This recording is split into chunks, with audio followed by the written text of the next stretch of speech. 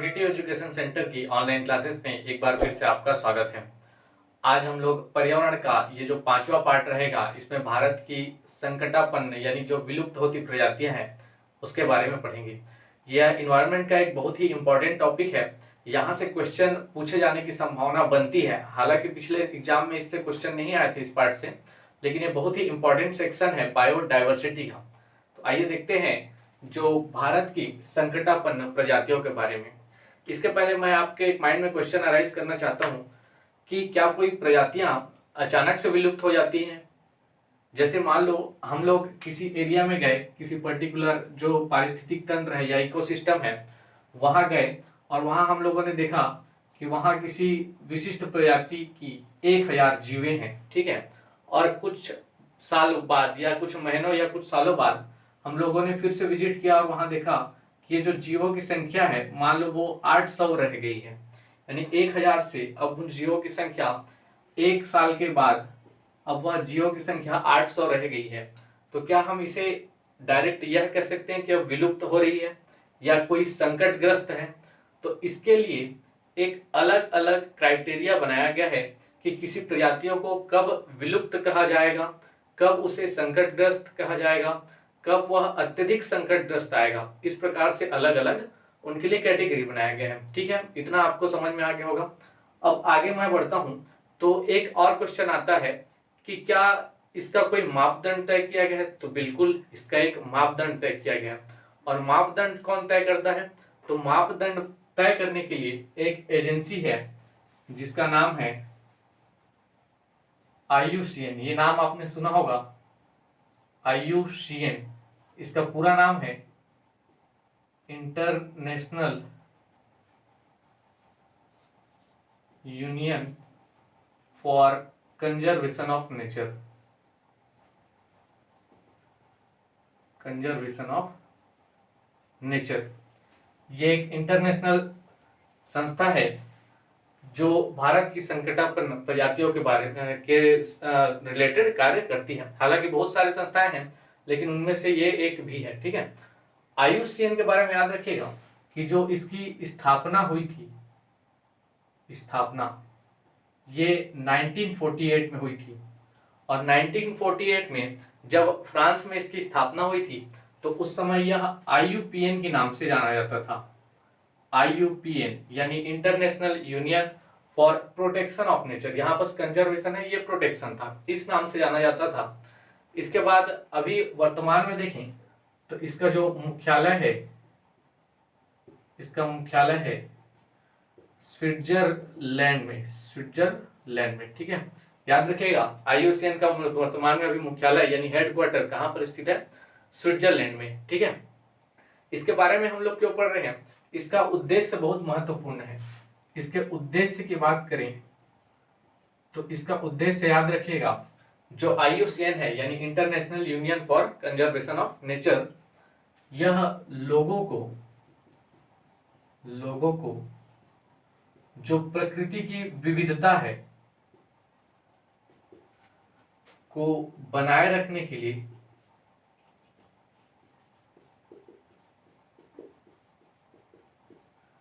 प्रोत्साहित भी करता है लोगों को, और साथ ही साथ सहयोग भी प्रदान करता है।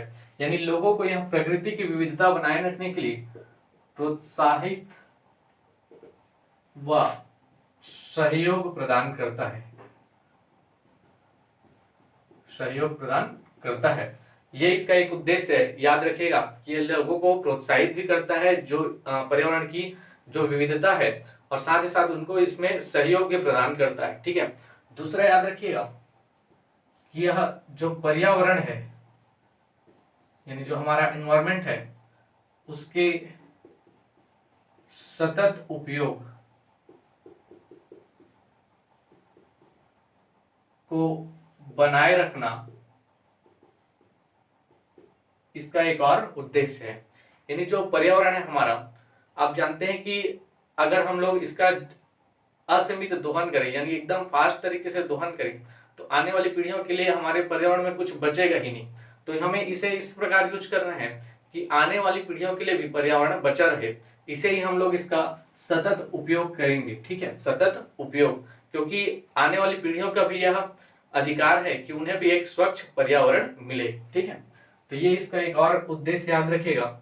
ठीक है, और तीसरा जो उद्देश्य मैं बता रहा हूँ वह बहुत ही महत्वपूर्ण है, जिसके लिए यह संस्था फेमस है, यह व्यापक रूप से इसी के लिए जानी जाती है, और वह है कि यह जो संकटग्रस्त या हम लोग कह सकते हैं जो लुप्त प्राय या विलुप्त होती जो प्रजातियां हैं उससे संबंधित एक रेड डाटा बुक जारी करता है। रेड डाटा बुक जारी करता है, बहुत ही इंपॉर्टेंट है, याद रखिएगा कि जो IUCN है वह जो संकटग्रस्त और विलुप्त प्राय है, ऐसे ऐसी अलग कैटेगरियां इस रेड डाटा बुक में बनी हुई हैं। तो यह रेड डाटा बुक जारी करता है कौन? IUCN। ये क्वेश्चन MPPSC में 2014 में पूछा जा चुका है कि रेड डाटा बुक का संबंध निम्न में से कौन सी संस्था से है, और अलग अलग संस्थाओं के नाम दिए थे जिसमें एक IUCN भी था। तो एक याद रखिएगा, रेड डाटा बुक अक्सर पूछा जाता है एग्जामों में। तो रेड डाटा बुक किससे संबंधित है? IUCN से, इसी को यही जारी करता है रेड डाटा बुक। अगर रेड डाटा बुक क्या होता है ये पूछ दिया जाए तो यह एक प्रकार से एक सार्वजनिक दस्तावेज है जिसमें जो संकटग्रस्त प्रजातियां हैं, लुप्त प्रजातियां हैं और विलुप्त प्रजातियां हैं, उनको अलग अलग भागों में कैटेगराइज किया गया है। यानी अगर हम लोग रेड डाटा बुक के बारे में देखें तो इसे कुछ मापदंड के आधार पर कुल 9 भागों में डिवाइड किया गया है। इसे आप ऐसा समझ सकते हैं जैसे एक बुक है और बुक में 9 चैप्टर्स हैं, इस प्रकार से आप इसे समझ सकते हैं। तो आइए देखते हैं अब इसे, इसके आगे जो इसके अंतर्गत वर्गीकरण किया गया है, यानी रेड डाटा बुक के अंतर्गत IUCN के जो मापदंड है उसके आधार पर अलग अलग जीवों को वर्गीकृत किया गया है, उसके अभी वर्तमान स्थिति के आधार पर। तो उसे देखते हैं। अगर हम लोग IUCN का वर्गीकरण देखें तो इसे कुल 9 भागों में डिवाइड किया गया है, यानी 9 भागों में इसके अंतर्गत वर्गीकृत किया गया है जो अलग अलग मापदंडों के आधार पर किया गया है। तो आइए देखते हैं ये 9 वर्गीकरण को, और ये 9 वर्गीकरण के पहले मैं आपको नाम बता दे रहा हूं, फिर उसके बाद उसको एक एक करके डिटेल में देखेंगे। तो जो 9 वर्गीकरण है उसमें आप याद रखिएगा कुल 9 वर्गीकरण है। तो जो पहला वर्गीकरण है, मैं आपको इंग्लिश में भी नाम बताते चल रहा हूं और हिंदी में भी, ठीक है, तो उसको आप थोड़ा समझने का कोशिश करिएगा बाइलिंगुअली। तो पहला जो है वह है एक्सटिंक्ट, शॉर्ट में लिख दे रहा हूं मैं, एक्सटिंक्ट। ठीक है, एक्सटिंक्ट मतलब होता है विलुप्त प्रजातियां। पहला जो कैटेगरी है वह है विलुप्त प्रजातियों का। ठीक है, एक्सटिंक्ट मतलब जो प्रजातियां विलुप्त हो गई है। अभी केवल नाम याद रखिएगा, मैं अभी आगे उसको बताऊंगा उसके बारे में। उसके बाद है एक्सटिंक्ट फ्रॉम वाइल्ड लाइफ, यानी वन्य से या वन से विलुप्त। जो दूसरा कैटेगरी है वन से विलुप्त, पहला है केवल विलुप्त हो चुकी है और दूसरा है वन से विलुप्त हुई है। ठीक है, तीसरा है इंडेंजर्ड, या इसे क्रिटिकली इंडेंजर्ड लिखिएगा, क्रिटिकली इंडेंजर्ड यानी अत्यधिक संकटग्रस्त, अत्यधिक संकटग्रस्त या संकटापन्न भी इसको कह सकते हैं। क्रिटिकली इंडेंजर्ड यानी क्रांतिक रूप से संकटाग्रस्त या अत्यधिक संकटाग्रस्त, दोनों का मीनिंग एक ही निकल रहा है, अत्यधिक संकटाग्रस्त। ठीक है, तो क्रिटिकली इंडेंजर्ड, इसके लिए जो शॉर्ट फॉर्म में लिख रहा हूं क्रिटिकली इंडेंजर्ड। ठीक है, चौथा कैटेगरी अगर इसमें देखें तो यह है इंडेंजर्ड, यानी संकटग्रस्त या संकटापन्न, इस प्रकार से हम कह सकते हैं, संकटापन्न इंडेंजर्ड। इसे एक और नाम से भी कह सकते हैं जो लुप्त प्राय है। ठीक है, तो इंडेंजर्ड अब याद रखिएगा। इसके बाद पांचवा कैटेगरी अगर इसका देखें तो यह है वल्नरेबल, इसे मैं VU से डिनोट कर रहा हूं, वल्नरेबल, या इसे हिंदी में कहेंगे सुभेद्य, सुभेद्य। ठीक है, ये पांचवा कैटेगरी है सुभेद्य। इसके बाद नेक्स्ट आते हैं तो ये है नियर थ्रेटन्ड, नियर थ्रेटन्ड यानी खतरे के नजदीक, नियर थ्रेटन्ड यानी खतरे के नजदीक। खतरे के नजदीक। ठीक है, ये खतरे के नजदीक, इसके पहले था सुभेद्य। आगे देखें हम लोग तो ये 3 4 5 और ये 6 हो गए। सातवां जो है लिस्ट कंसर्न है, इसे मैं LC से डिनोट कर रहा हूं, लिस्ट कंसर्न। लिस्ट कंसर्न यानी जो अभी कम ध्यान देने योग्य है, कम ध्यान देने योग्य, कम ध्यान देने योग्य। ठीक है, लिस्ट कंसर्न। उसके बाद देखते हैं तो एक है डाटा डिफिशिएंट, इसे मैं DD से शो कर रहा हूं, डाटा डिफिशिएंट, जिसके बारे में अभी आंकड़े पर्याप्त नहीं है, आंकड़े पर्याप्त नहीं है, पर्याप्त नहीं। और फिर लास्ट है नॉट इवैल्यूएटेड, यानी जिसका अभी मूल्यांकन ही नहीं किया गया है, मूल्यांकन नहीं किया गया है, मूल्यांकन नहीं किया है। तो इस प्रकार 9 कैटेगरी में ये डिवाइड है। पहला जो कैटेगरी था वह विलुप्त था, और ये जो क्रम है, अगर आप इधर लेफ्ट से इधर राइट की ओर जाएंगे तो यह बढ़ते खतरे को ही दर्शा रहा है। ठीक है, बढ़ते हुए खतरे को दर्शा रहा है, किसके? जीवों के, यानी जीवों के जो बढ़ते खतरे हैं उसको दर्शा रहा है। लेफ्ट साइड अगर हम लोग राइट जाएंगे तो आप राइट साइड देख सकते हैं, विलुप्त कैटेगरी को यहाँ रखा गया है। विलुप्त कैटेगरी के थोड़ा सा पहले आएंगे तो केवल 1 से विलुप्त, फिर अत्यधिक संकटग्रस्त, संकटापन्न या संकटग्रस्त, सुभेद्य, खतरे के नजदीक, कम ध्यान देने योग्य, फिर आंकड़े पर्याप्त नहीं और मूल्यांकन नहीं किया गया है।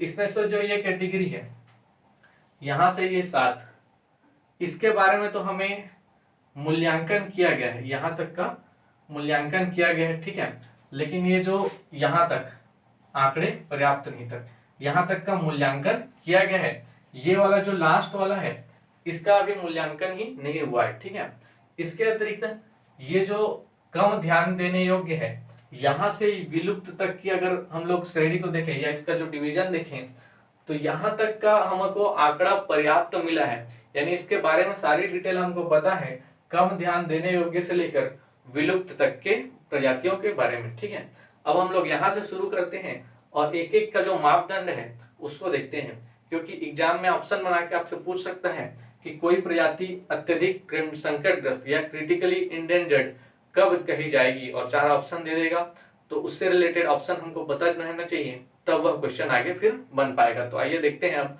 आगे।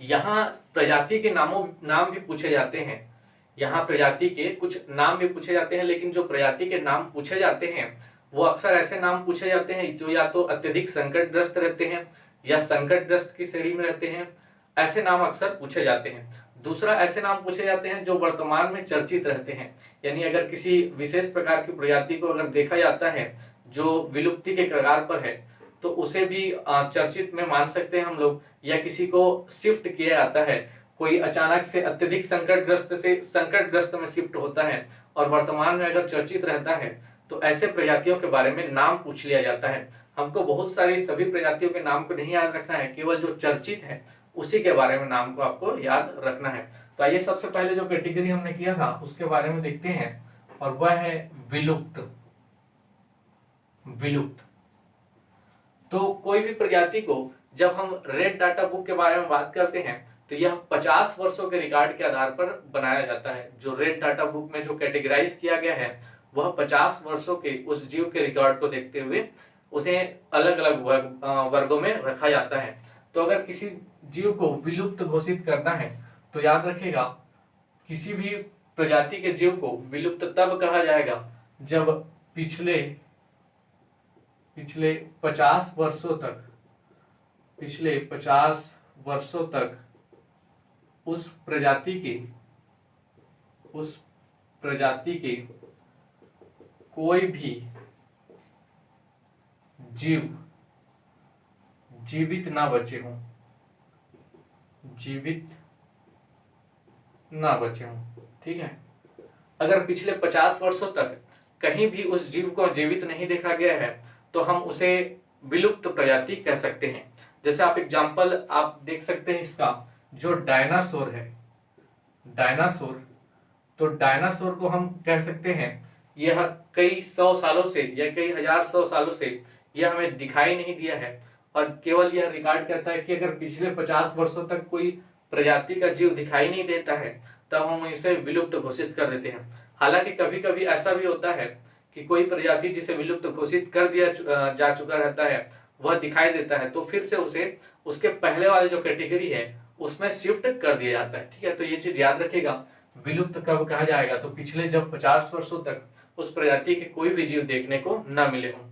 दूसरा जो हमारा कैटेगरी है वह है वन से विलुप्त, वन से विलुप्त, यानी जो extinct from wild life, extinct from wild life. ठीक है, अब वन से विलुप्त किसे कहेंगे, तो ऐसे जीव या ऐसे प्रजातियां जिनके कोई भी जीव, ऐसी प्रजातियां जिनके कोई भी जीव वन में शेष ना हो, यानी वन में जीवित ना हो, जीवित ना हो। अब यहां बस एक बात ध्यान रखिएगा, पहले तो याद रखिएगा कि ऐसे प्रजाति के जीव जिनके कोई भी जीव अब वन में शेष नहीं है, यानी किसी प्रजाति के ऐसे जीव जो वन में अब पूरी तरह से विलुप्त हो चुके हैं, मैं बात कर रहा हूं केवल वन की, लेकिन अभी भी कुछ संख्या में जो बाह्य स्थानीय संरक्षण होता है, बाह्य स्थानीय संरक्षण, ये जो बाह्य स्थानीय संरक्षण है एक संरक्षण की विधि होती है, इसके बारे में मैं एक डिटेल वीडियो बना चुका हूं, जो आपका इन्वायरमेंट का प्लेलिस्ट है, उसको जाकर देख सकते हैं। तो ये जो बाह्य स्थानीय संरक्षण होता है, इसमें क्या होता है कि हम जीव को अगर कोई विलुप्ति की कगार पर रहता है तो उसे उसके प्राकृतिक आवास से अलग किसी स्थान पर उसे संरक्षण प्रदान किया जाता है। तो ऐसे स्थान में अभी भी वह जीवित है, तब उसे क्या कहेंगे, वन से विलुप्त जीव कहेंगे। ठीक है, तो ऐसे प्रजाति के जीव जो अभी वन में पूरी तरीके से विलुप्त हो चुके हैं, लेकिन अभी भी कुछ संख्या में बाह्य स्थानीय संरक्षण, और बाह्य स्थानीय संरक्षण का मैंने बताया था चिड़ियाघर, बीज बैंक, जीन बैंक, और आपका जो वनस्पति उद्यान भी इसमें आते हैं, वनस्पति उद्यान। तो ऐसे जगहों को बाह्य स्थानीय संरक्षण कहते हैं, और इन जगहों पर फिर उन्हें संरक्षण प्रदान किया जाता है। यानी जो प्रजातियां हैं अब वन से विलुप्त हो चुकी हैं, लेकिन बाह्य स्थानीय संरक्षण में अभी भी संरक्षण में कुछ प्रजातियां शेष हैं, तब हम उन्हें वन से विलुप्त कह सकते हैं। ठीक है, नेक्स्ट देखते हैं अगर, तो नेक्स्ट है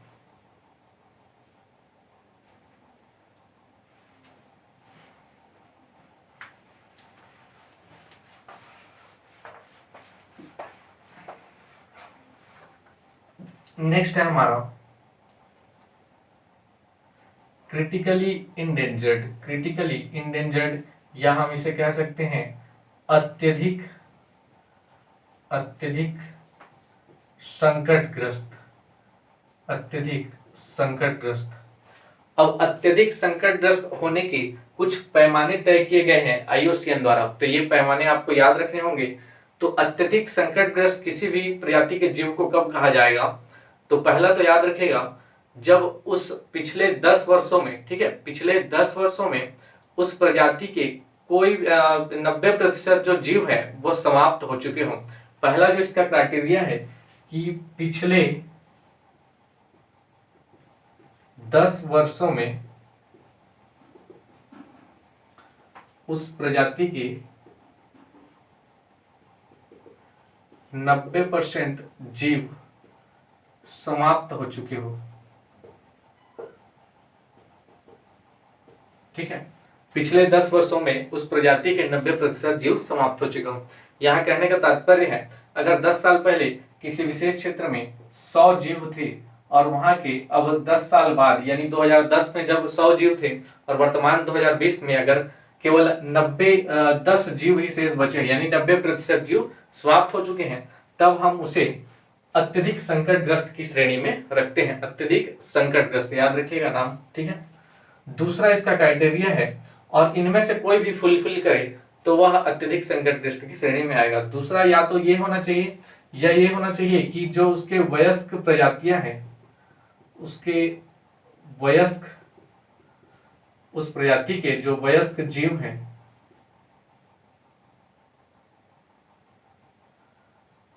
उस प्रजाति के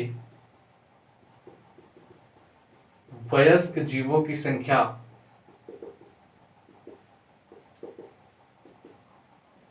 50 हो, ठीक है। यानी उस प्रजाति में जो वयस्क जीव हैं यानी जो विकसित हो चुके हैं उनकी संख्या अब केवल 50 बची हो, तब भी उसे अत्यधिक संकटग्रस्त की श्रेणी में रखा जाता है। तीसरा क्राइटेरिया इसी से रिलेटेड है कि अगर इन दोनों के आधार पर वह अत्यधिक खतरे की स्थिति में हो, जब अत्यधिक खतरे की स्थिति में हो, इन दोनों के आधार पर जब कोई प्रजाति अत्यधिक खतरे की स्थिति में हो, तब उसे हम अत्यधिक संकटग्रस्त प्रजातियों की श्रेणी में रखते हैं। अब इससे रिलेटेड एक हाल ही में ग्रेट इंडियन बस्टर्ड, जिसके बारे में मैंने पहले भी बताया था, वो एग्जांपल याद रखिएगा। ग्रेट इंडियन बस्टर्ड, यह खासकर जो राजस्थान वाला एरिया है, गुजरात एरिया है, महाराष्ट्र का जो पश्चिमी एरिया है और पाकिस्तान का पूर्वी पाकिस्तान वाला एरिया, उस आसपास में जो शुष्क क्षेत्र रहते हैं उन क्षेत्रों में ये पाया जाता है ग्रेट इंडियन बस्टर्ड, ठीक है। तो ये ग्रेट इंडियन बस्टर्ड हाल ही में चर्चा में रहा था, और याद रखिएगा कि यह अत्यधिक संकटग्रस्त की श्रेणी में आता है, ठीक है। दूसरा है पिग्मी हॉग।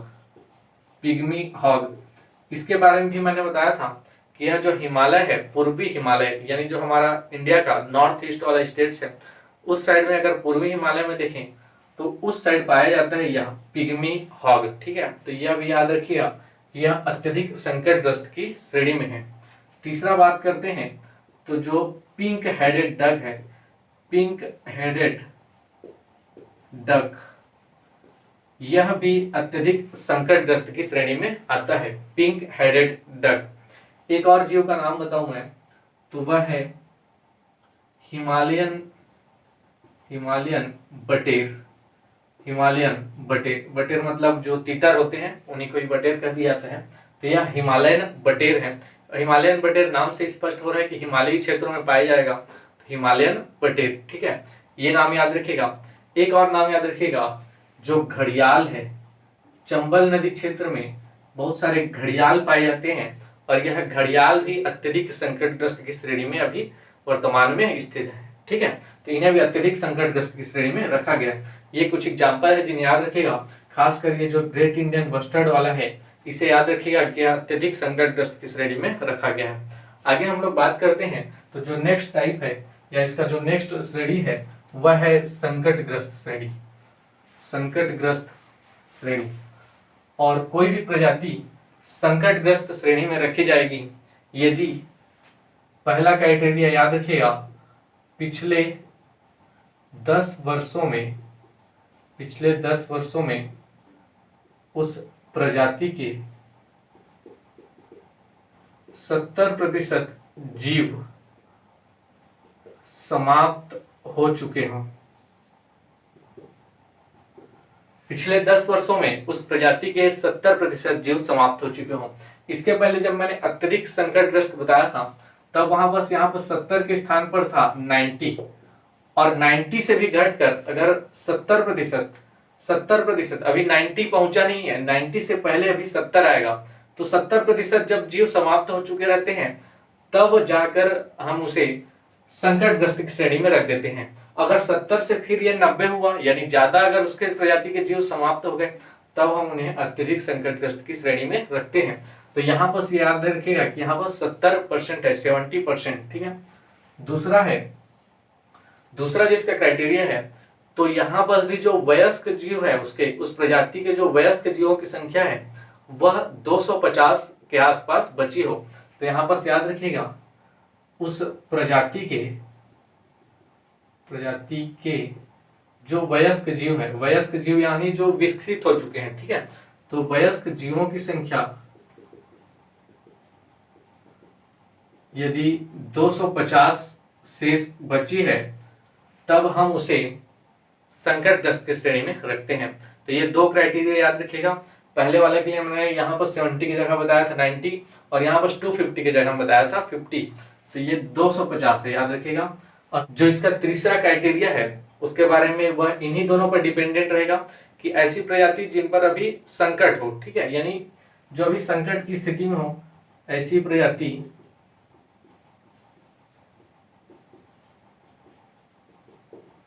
जो अधिक संकट की स्थिति में हो,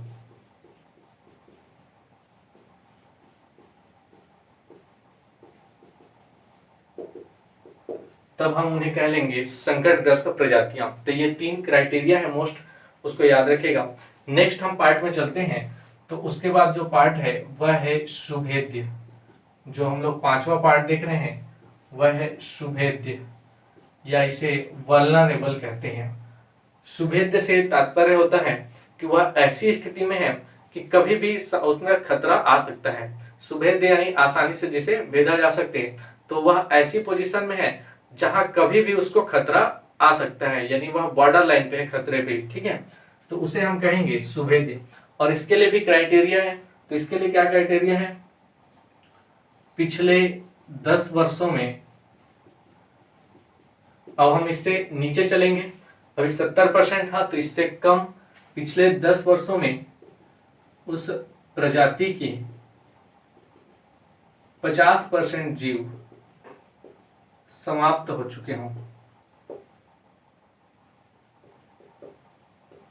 पिछले 10 वर्षों में उस प्रजाति के 50% जब जीव समाप्त हो जाते हैं तभी हम लोग उन्हें सुभेद्य की कैटेगरी में रख देते हैं। अगर 50 से फिर 70 हुआ तब उन्हें संकटग्रस्त की श्रेणी में ले आते हैं।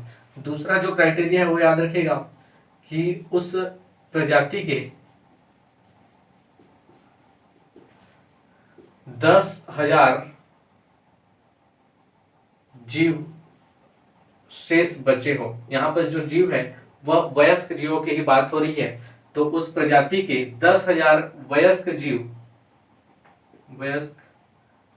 जीव शेष बचे हों, तो ऐसी स्थिति में उन्हें हम सुभेद्य की कैटेगरी में रख देते हैं। और आने वाले समय में हो सकता है उस पर खतरा आ जाए, तो अभी वह वर्तमान में 10,000 उसके वयस्क जीव शेष बचे हैं। 50% जो उस प्रजाति के जीव हैं वह पिछले 10 वर्षों में समाप्त हो चुके हैं। तो ऐसे को फिर सुभेद्य की कैटेगरी में ऐसे जीवों को रखा जाता है। अच्छा, ठीक है।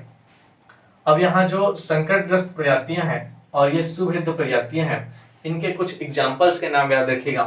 संकटग्रस्त प्रजातियों में कौन कौन सी है?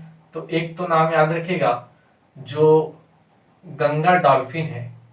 गंगा डॉल्फिन जो भारत का राष्ट्रीय जलीय जीव है, गंगा डॉल्फिन, यह संकटग्रस्त की श्रेणी में है, यानी इंडेंजर्ड की श्रेणी में है जो भारत का डॉल्फिन है। दूसरा, एक अभी हाल ही में चर्चा में रहा था उसके बारे में याद रखिएगा, एक एग्जांपल बता रहा हूं, जो है फिशिंग कैट। फिशिंग कैट, ठीक है, यह जो उड़ीसा का भीतरकनिका नेशनल पार्क है उसी आसपास क्षेत्रों में पाया जाता है। और अभी हाल ही में यह इसलिए चर्चा में था क्योंकि इसके कंजर्वेशन के लिए, यानी इसके संरक्षण के लिए अभी उड़ीसा गवर्नमेंट द्वारा एक प्रोजेक्ट लाया गया है। किसके संरक्षण के लिए? इस फिशिंग कैट के संरक्षण के लिए अभी एक हाल ही में उड़ीसा गवर्नमेंट द्वारा एक प्रोजेक्ट लाया गया था जिसके कारण यह चर्चा में था।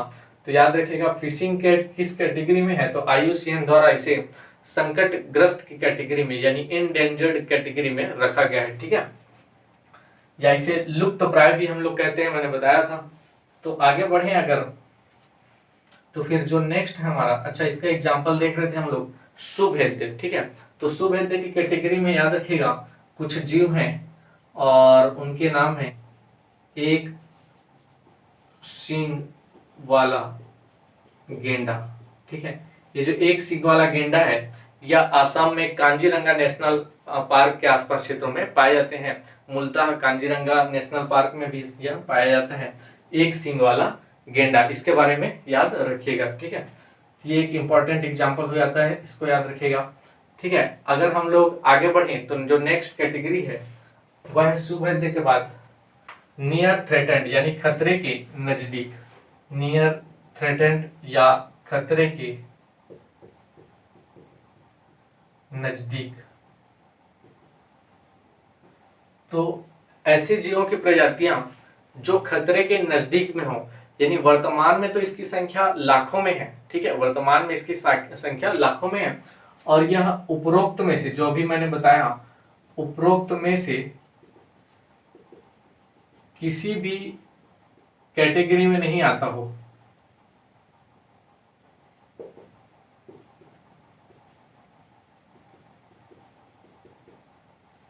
ठीक है, उपरोक्त में से किसी भी कैटेगरी में नहीं आता हो। अभी मैंने जितने वर्गीकरण बताया उसमें से नहीं आ रहा है, यानी वर्तमान में इसकी संख्या लाखों के आसपास है। लेकिन इसमें एक कंडीशन है कि आने वाले समय में इस पर खतरा हो सकता है, यानी यहाँ के जो जीव हैं उस पर खतरा हो सकता है। तो ऐसे जीवों को हम लोग खतरे के नजदीक वाली श्रेणी में रखते हैं, यानी नियर थ्रेटन की श्रेणी में रखते हैं। ये याद रखिएगा, खतरे के नजदीक यानी नियर थ्रेटन की श्रेणी में किसे रखा जाएगा? ऐसे जीव जो अभी वर्तमान में तो लाखों की संख्या के आसपास है, लेकिन आने वाले कुछ समयों में उन पर खतरा हो, यानी वो खतरे के नजदीक में ही है, इसीलिए नाम ही दे दिया गया खतरे के नजदीक की श्रेणी, ठीक है, नियर थ्रेटन। जो नेक्स्ट है उसके बारे में याद रखिएगा। नेक्स्ट कैटेगरी अगर हम लोग देखें तो वो है फिर लिस्ट कंसर्न या कम ध्यान देने योग्य। कम ध्यान देने योग्य, कम ध्यान देने योग्य। तो कम ध्यान देने योग्य में ऐसे जीव हैं जो या तो हमारे आसपास होते हैं या ऐसी संख्या में हैं जिन्हें अभी कोई भी फिलहाल खतरा नहीं है, यानी हम उसे अभी वर्तमान में अपने उसके परिस्थिति में छोड़ देते हैं तब भी वह किसी प्रकार का उसमें खतरा नहीं है। तो इसमें ऐसी प्रजातियां आती हैं जीवों की, ऐसी प्रजातियां या ऐसी प्रजाति के जीव, ऐसी प्रजाति के जीव जहां वर्तमान में तो कोई खतरा नहीं है, जिन्हें वर्तमान में तो कोई खतरा नहीं है, ठीक है, वर्तमान में कोई खतरा नहीं है। ऐसे प्रजाति के जीव जिन्हें वर्तमान में कोई खतरा नहीं है तो उन्हें कम ध्यान देने योग्य की श्रेणी में रखा जाता है। अब ये तो या तो हमारे आसपास के जीव हो सकते हैं, इसके अतिरिक्त जैसे हम लोग और एग्जांपल देखें तो जो नील गाय है, यह प्रायः जो मैदानी क्षेत्र है भारत का उन क्षेत्रों में पाया जाता है। और अगर देखें चिंकारा, यह जो राजस्थान और पूर्वी पाकिस्तान इस एरिया में पाया जाता है चिंकारा। तो ये जो कुछ जीव हैं ये कम ध्यान देने योग्य हैं, यानी अभी इनमें ध्यान नहीं दिया जाए तो भी अभी कोई इसमें खतरे की संभावना नहीं है, ठीक है, इसके बारे में याद रखिएगा। इसके अतिरिक्त अगर नेक्स्ट कैटेगरी में हम लोग जाएं तो जो नेक्स्ट कैटेगरी है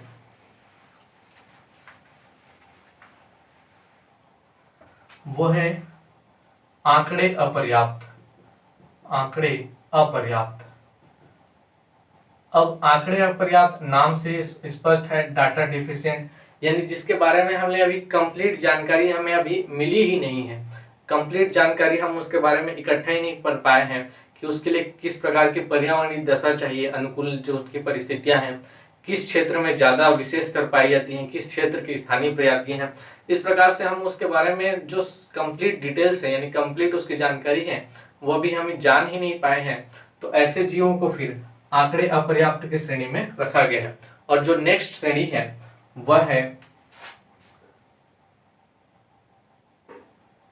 नॉट इवोल्यूटेड। ये जो 9th क्लासिफिकेशन था हमारा वो था नॉट इवेल्यूएटेड। और नॉट इवेल्यूएटेड भी नाम से स्पष्ट है कि जो अभी जिसकी गणना ही नहीं की गई है, यानी जो मूल्यांकन ही नहीं किया गया जिसका, उसे हम नॉन इवेल्यूएटेड की श्रेणी में रखते हैं। तो इस प्रकार इस टॉपिक में इस मापदंड के आधारित क्वेश्चन पूछे जा सकते हैं। आपको जो मैं 2-3 नाम बताया, जैसे फिशिंग कैट, वो अभी हाल ही में चर्चा में था। इसके अतिरिक्त ग्रेट इंडियन बस्टर्ड, ठीक है, पिग्मी हॉग, इस प्रकार के जो चर्चित नाम हैं उनके बारे में याद रखिएगा। अब यहाँ पर जो संकटापन्न प्रजातियां हैं, यहाँ से केवल ये तात्पर्य नहीं है कि हम किसी विशेष प्रकार के जीवों को ही संरक्षण दे रहे हैं या किसी विशेष प्रकार के जीवों की यहाँ बात हो रही है।